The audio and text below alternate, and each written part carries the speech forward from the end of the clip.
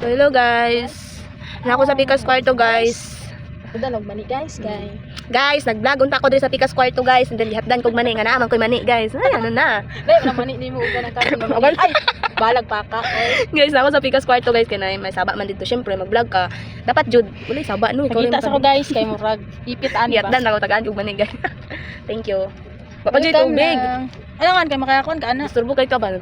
Ganun og content diri niya. Thank you tagay og tubig ha palihog. Og palihog dala sa charger no. Unsa ta oras man dito matubig ka? Apo na ba napatay jud niya. Labid inom. Diyan jud ka unya. Balag bian ko nimo basta sa imong kasing-kasing ako ra gihapon. Oh, hay.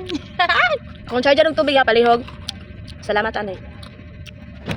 Muna na siya guys maghimo tag vlog. Sa mo kunta. Kaya belong nagpractice ta. Bitawan nga vlogger ka sa content creator. Dito ta magulaw-ulaw no syempre.